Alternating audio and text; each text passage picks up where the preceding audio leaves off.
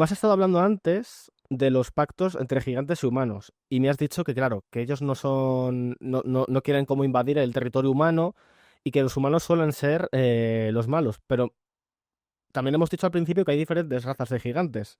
Entonces, me sale el querer preguntarte si entre ellas había rivalidades o si había pactos también, o si de hecho si se llegaban a conocer, porque sí, claro, hablamos de gigantes de 3 metros y luego en varios kilómetros más adelante hay gigantes que son como montañas de altos, pues si hay algún tipo de explicación para esta convivencia entre ellos.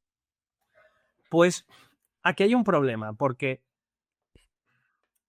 contradictoriamente, o al menos a mí me produce cierta perplejidad, em, bueno, en alguna ocasión sí, pero es raro encontrar una mezcla entre diferentes criaturas. Dices, pues bueno, si están en el mismo territorio, ¿por qué no hay una leyenda, no sé, de un ojancano y un hombre lobo?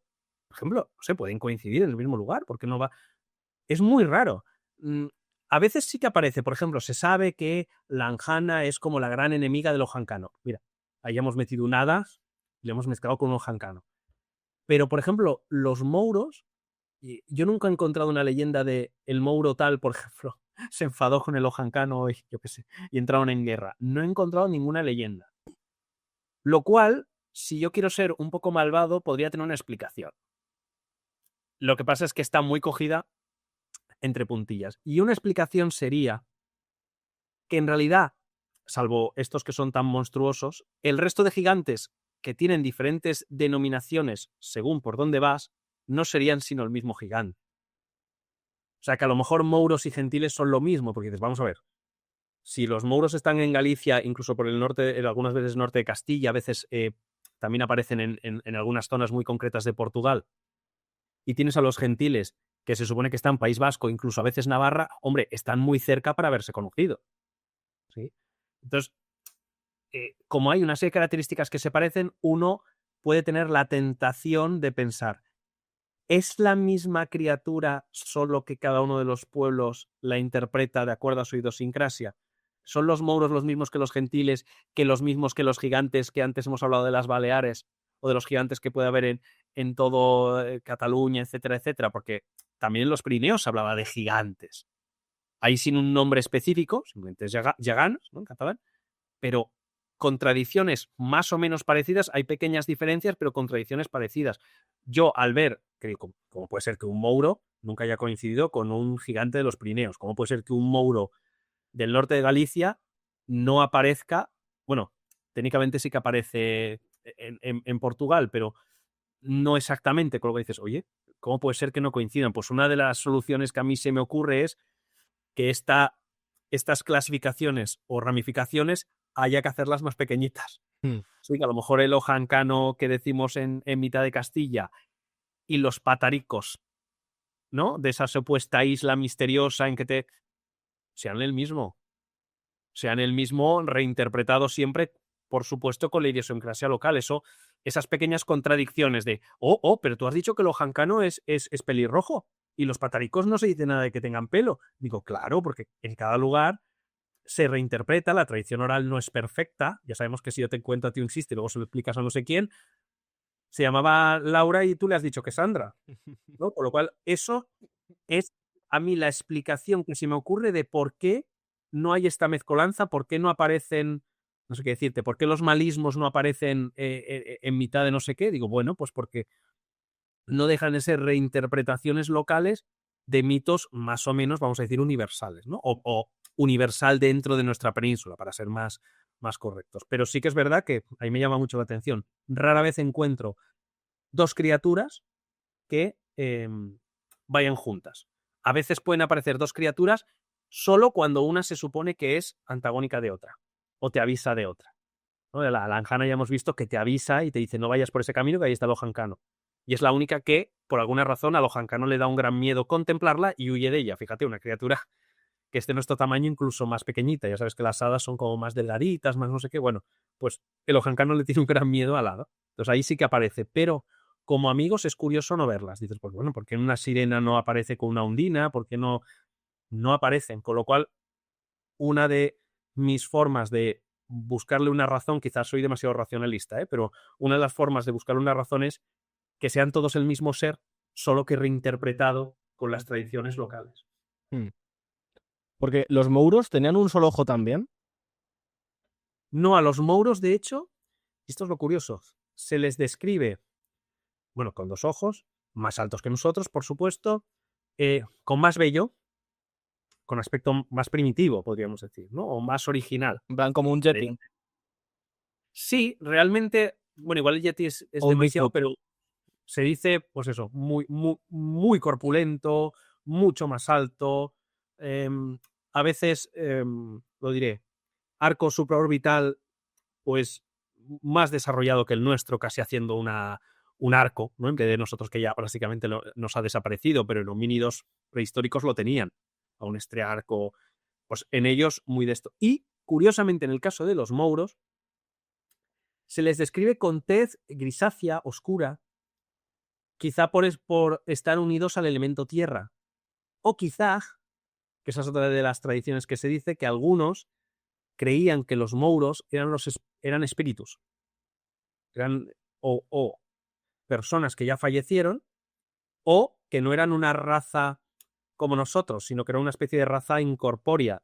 De hecho, uno de los poderes que tienen, claro, porque alguno puede estar pensando, bueno, Pablo, llevas un montón de rato hablando de gigantes, ¿cómo puede ser que no veamos cientos de gigantes paseando, no? Porque, bueno, un gigante pueden ser pocos, pero si miden todos 3,5 metros, creo que yo podría ver a una comitiva de 5 o 10 gigantes de 3,5 metros llevando caballos, llevando... Bueno, al parecer, poder que comparten con las hadas, fíjate hasta dónde llegamos las ramificaciones, podían convertirse, no diré convertirse, al revés, podían aparecerse y desaparecerse, es decir, podían hacerse invisibles.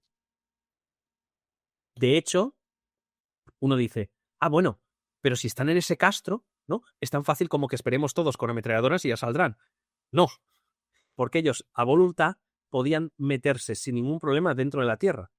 Con lo cual, si tú les has ido a los castros y a ellos no les apetece salir por ese castro, pueden salir por mitad de otra montaña, porque para ellos su medio natural, digamos, la roca, la tierra, las cavidades montañosas, los pueden moldear, si lo queremos llamar así, a voluntad.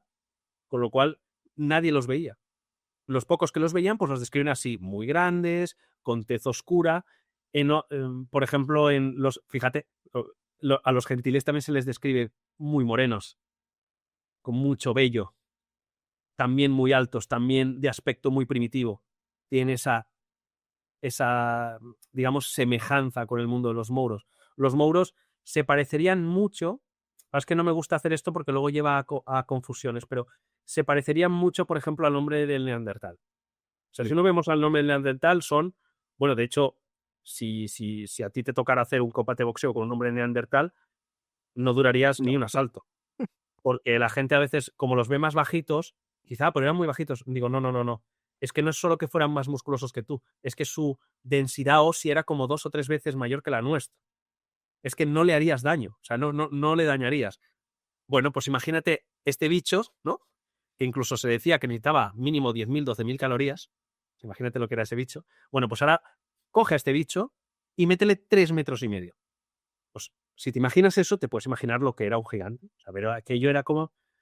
Claro, tengo la sensación de que podría destruir un ejército. Si alguien creía que había visto un gigante, pues la sensación era correr en otra dirección. No, al principio ese acercamiento no creo que fuera cómodo. Ya cuando se dieron cuenta, ay, mira, ya es la segunda vez que le veo y no me ha atacado. A lo mejor puedo acercarme, pero de primeras, ya una de las cosas que hacía que nuestro mundo y el suyo fuera difícil que se unieran era que a nosotros su aspecto nos resultaba no solo extraño, sino imposible.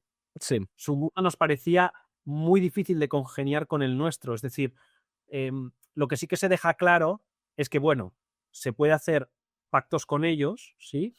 Pero que entrar en su mundo es complicado, porque claro, ellos viven debajo de tierra.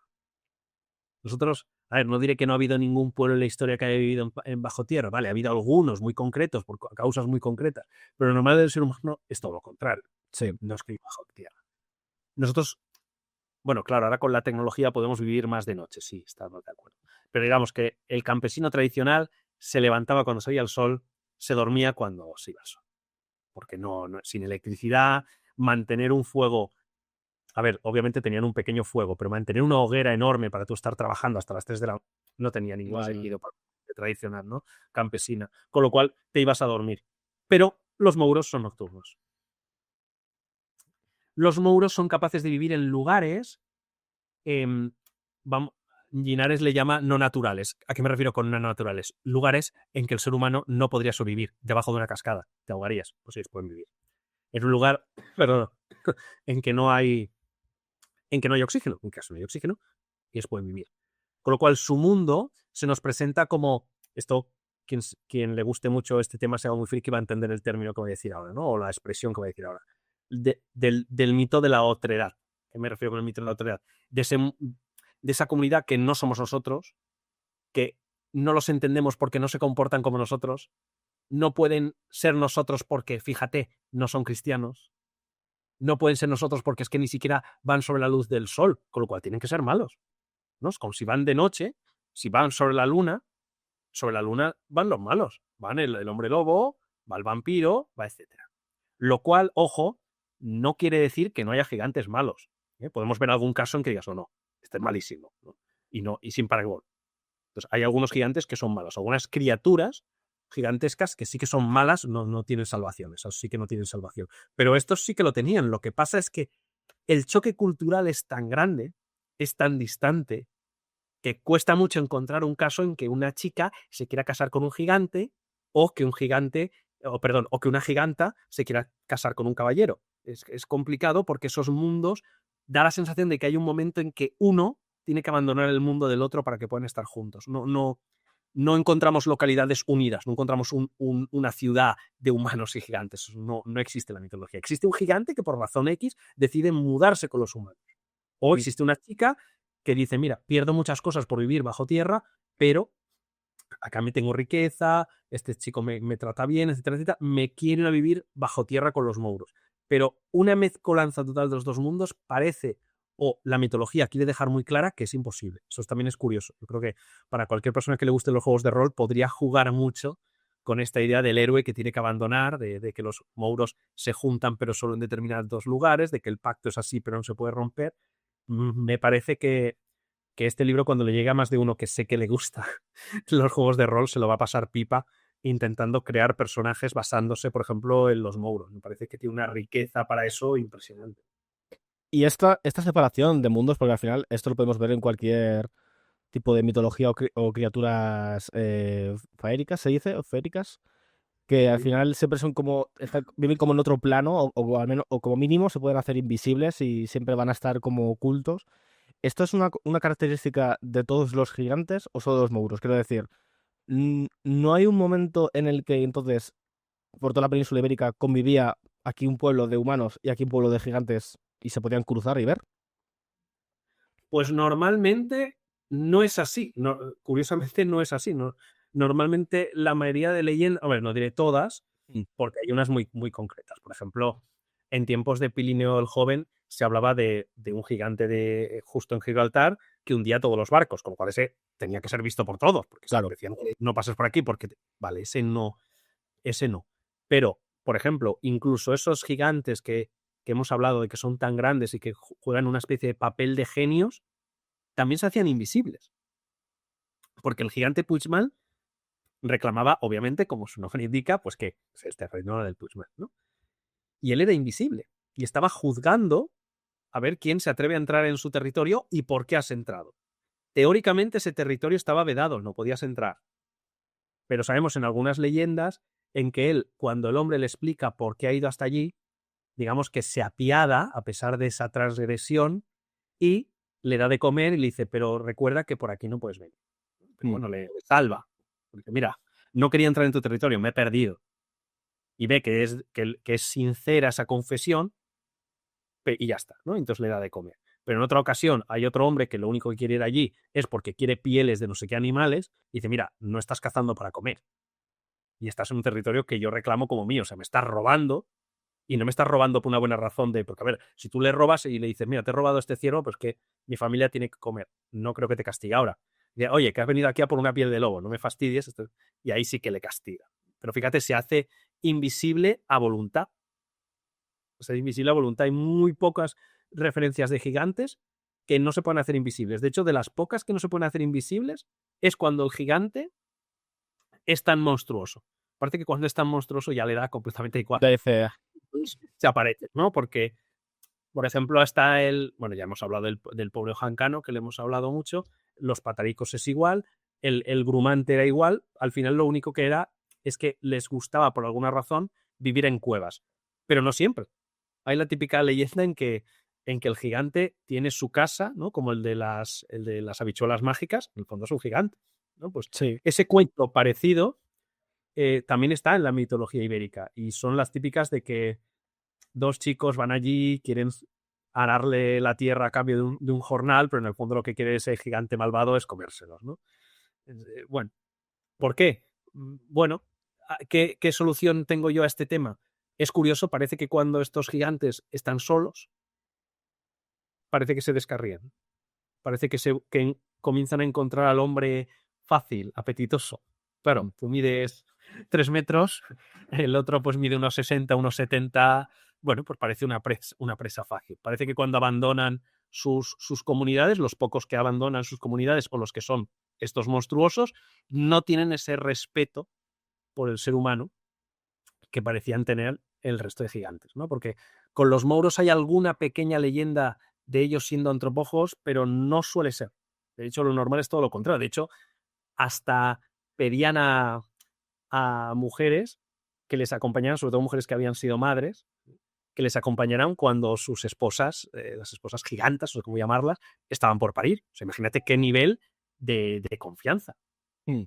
Pero, sin embargo, a la vez tenemos estos otros gigantes que ni siquiera se quieren esconder, que depredan a los humanos. Casi siempre son estos gigantes que te digo, ¿no? Monstruosos, ogros, solitarios, malvados en todo orden, que curiosamente es como un arquetipo que casi siempre se repite. Esta fuerza descontrolada, este caos, esta agresividad, ¿cómo diría? Este hambre imposible, es fácilmente derrotado por el ingenio o la mentira del protagonista arquetípico, ¿no? José, un pastor, que no sé qué, acaba engañándole con algo que dices muy tonto, lo cual me llega a preguntarme una cosa. Hay gente que eso lo interpreta como que el gigante es tonto, y yo le he querido buscar otra interpretación, y es que yo creo que el gigante no concibe que pueda ser engañado. claro, No concibe que alguien pueda mentir, porque él no miente. claro. Entonces, bueno, pues si yo no miento, pues ¿por qué me van a mentir? Hay veces que, porque toda regla que yo establezco tiene excepciones, toda, al final toda. Hay alguna pequeña excepción, porque uno me dirá, pero, sí, efectivamente, hay alguna leyenda en que el gigante sí miente. Pero normalmente en todas estas cosas que hemos hablado de gran nivel, o sea, de pactos, de lo que hemos hablado de la carne, de lo que hemos hecho del puente, ellos van a cumplir fielmente, no te están mintiendo, ahí no te están mintiendo. Con lo cual, cuando al final el ser humano le estima reinterpretando la letra pequeña del contrato para ver cómo me salgo por la tangente, eso el gigante no se lo esperaba, porque él no pensaba hacerlo. Claro. Entonces, yo lo interpreto más así. Hay gente que dice, no, es que el gigante es muy tonto. Digo, me cuesta creer eso. Yo creo que es eso, que él tiene unas ideas tan fijas que nosotros, que somos un poquito más lazarillos, ¿no? Que somos tenemos esa picaresca que el gigante la desconoce, fruto también de una inteligencia diferente, ¿no? Otra idiosincrasia, a veces la podemos utilizar para que el gigante caiga de bruces en lo que nosotros creemos. O sea, hay veces que son, pobrecitos míos, muy crédulos. Hay una en que, a ver, lo diré, en que están viendo quién es más fuerte, ¿no? Y uno le va a dar la mano a otro y el otro lo que ha hecho es que se ha escondido pues una pequeña hoz en la mano, entonces cuando le va a dar la mano le arranca un dedo, ¿no? Y el gigante dice, bueno, me has ganado, qué fuerte eres, y en realidad el otro lo que ha hecho es trampa. Tienen ese tipo de, a veces, no sé cómo decirles, se les puede catalogar a veces como un poco de bonachones, ¿no? Como crédulos, como... Entonces el ser humano se aprovecha, por desgracia, en las leyendas muchísimo de ellos. Es una barbaridad. Los pobrecitos, la verdad es que les hemos hecho todo. Les hemos robado el secreto de cultivar. Es muy graciosa, ¿no? De que el secreto de la sierra se lo robamos a los O sea, gigantes. que fueron ellos los primeros En teoría, hacer cultivo. Sí, sí, sí. Ellos, bueno, dentro de que la tradición hemos dicho que es como una sociedad estática, ¿Mm? una de las formas de entender por qué es una sociedad estática es porque no necesitan evolucionar en modo alguno.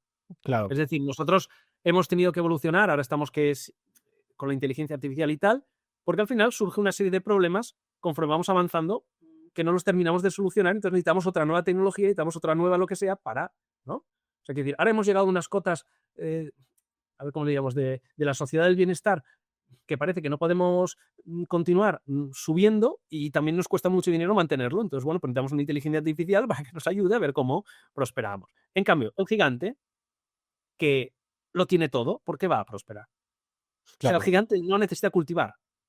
Te lo dice, las leyendas dicen que el gigante no cultiva, no era la tierra. Eso, en una sociedad completamente campesina, como podía ser la Galicia rural de los años 30, es impensable. O sea, que usted no necesita tener ahí las ovejas, que usted no necesita cultivar. ¿Por qué? Porque usted es inmensamente rico, porque su sociedad ya ha alcanzado unas cotas que no necesita. Las herramientas de los gigantes son de puro oro. Te lo dicen. Las pocas herramientas que tienen para hacer sus hornos, de hecho tienen sus hornos subterráneos, no sé qué tal iría la ventilación, pero bueno, tienen sus hornos subterráneos, no necesitan. Por eso no necesitan evolucionar porque tienen secretos, por ejemplo, se supone que ellos tienen el secreto del fuego, se supone que ellos tienen el secreto bueno, hemos hablado de la agricultura, tienen el secreto de la metalurgia. De hecho, hay leyendas en que cómo hacer una sierra lo aprendemos de los gigantes. Entonces, tienen toda una serie de dones de la naturaleza, un saber, algunos le llamaría, si queremos hablar en términos de juegos de rol, una especie de saber arcano, ¿no? De magia arcana. La hemos tenido desde siempre. Fuimos los primeros pobladores de aquí, y por lo tanto, al menos las primeras notas de civilización, parece que los humanos la aprenden de los gigantes. Luego nosotros ya hemos ido evolucionando, ¿no? Pero originalmente parece que por las buenas o por las malas, porque hombre, si se la has robado no es por las buenas, ¿no? Pero por las buenas o por las malas, los gigantes te pueden enseñar secretos que para los humanos, al menos en aquel momento, estaban vedadas. Se supone que los humanos no conocíamos el cultivo del trigo, que lo tenían los gigantes en sus palacios. Bueno, pues un humano va allí y con la excusa de que viene a verle y que viene a hablar con él, de hacer un trato, pues en un descuido se lleva un poco en los bolsillos y lo esparce por todo el campo y entonces ya tenemos el primer trigo, bueno, claro, un poco, te puedes imaginar cómo era ese trigo, ¿no? Pero bueno, al menos el trigo selvático o exótico lo teníamos, de robarle a los gigantes, fíjate. O sea, al final es una tribu que está, es verdad, anclada en el pasado, que está estática, pero ese estar estático no tiene las consecuencias que suele tener el estar estático, por ejemplo, en una comunidad humana. Claro. Ah, tú, a veces me dice la gente, ¿nosotros por qué tenemos que prosperar? Digo, no, si no tenemos por qué prosperar. O sea, nosotros ahora por lo mismo podríamos decir, se acabó, nos vamos todos al campo y entonces, ¿qué pasaría? Bueno, pues lo que pasaría, a ver, pues que tantos caprichos no tendrías. Pues que a lo mejor vivirías un poco menos porque hay que trabajar la tierra para estar tú bien, ¿no? O sea, tú ves comunidades campesinas de mitad de Perú, ves tal, y dices, bueno, pues la esperanza de vida es un poco más corta. Es gente que tú en la cara le ves ese sufrimiento del día a día con la tierra. Sin embargo, en los gigantes no les pasa eso precisamente. No tienen ningún sufrimiento. Rara vez se habla de que tengan ningún rasgo de senectud, cosa interesante. O sea, no sabemos cuánto viven, parece que les pasa como a las hadas, que no sabes cuánto viven. Teóricamente en algún momento tienen que envejecer, porque hay alguna leyenda en que dicen el más viejo de la tribu, con lo cual la vejez tienen que conocerla. Pero claro, a lo mejor esa vejez son 500 años. Claro. Con lo cual tienen los dones que uno podría ver en lo que los griegos le llamaban la edad de oro, ¿no? Los griegos creían que había una edad pretérita en que incluso los humanos habían sido mejores humanos, ¿no? Que eran superhumanos, vivían, bueno, apenas conocían la enfermedad, que eran todos buenos, no mentían, como te puedes imaginar, y luego ya todo se fue descarriando y nosotros ya somos los humanos de la edad prácticamente de bronce, ¿no? Bueno, lo que ha quedado. Entonces, bueno, pues los gigantes parece que pertenecen a esta era, de una era dorada en que ellos no necesitan hacer prácticamente nada. Hmm. Quizá por eso son tan estáticos, porque lo han conseguido todo para lo que a ellos les interesa. Dicen, bueno, ¿yo para qué voy a ponerme a diseñar aviones? No lo necesito. Entonces me quedo estático. Aparte, ellos parece que valoran tanto su forma de ser que en ese intercambio cultural, porque a ver, aunque sea mínimo, lo hay entre humanos y gigantes, ellos no adoptan nuestras costumbres. Más allá de aquellas cosas que te he dicho de que pueden respetar o que pueden llegar a honrarlas, no parece que ellos se lo lleven. O sea, no ves un gigante que se pone nuestra ropa. Adaptada, ¿eh? Ya me entiendes. Sí. No se ponen nuestros ropajes, no hacen eso. Llegan a comer nuestra comida, pero la sensación que yo tengo es porque ellos no quieren cocinarla. ¿Sabes? No tanto de que, ay, qué bien hacen los humanos, a veces una broma, ¿no? Qué bien hacen la paella. No parece que vaya por ahí. Va por ahí de que, mira, nosotros estamos ricos y hacemos un just eat. Con perdón de la expresión, ¿no? Nosotros tenemos todo el dinero del mundo. De hecho, da la sensación, esto me gustaría, mira, ¿ves? Discutirlo a lo mejor con algún folclorista, a ver qué opinión tiene. De que tienen todo el oro del mundo, de que nunca se les agota, y eso puede ser, o que conocen todos los restos arqueológicos del mundo, ¿no? Por decirlo de alguna manera, o, que esa es la que yo creo más, que pueden convertir las cosas a voluntad en oro. Porque si no, el oro es una cosa muy finita. Se les tendría que haber acabado, pero en las leyendas nunca parece acabárseles. Sus palacios subterráneos son del más puro oro, son de piedras preciosas, atesoran grandes tesoros con los que los tienen ahí sin darles ninguna importancia. Es imposible. Hay países del mundo que tienen mucho oro, pero incluso los países del mundo que a un día de hoy tienen mucho oro, no muestran estas capacidades como muestran los mouros de, oye, pues ¿cuánto vale una barra de pan? No, €1 no. Aquí tienes un cheque de 500. No hay país en el mundo, ni siquiera los que consideramos más ricos, que pueda permitirse estos tratos comerciales tan desfavorables para ellos mismos. Si lo pueden hacer es porque creo que para ellos es una bagatela. Ellos pueden convertir cualquier cosa en oro, con lo cual para ellos no es un timo, para ellos es como si nos timaran ellos a nosotros. Claro. Entendamos. ¿No Claro. le dan importancia? Lo que pasa es que, claro,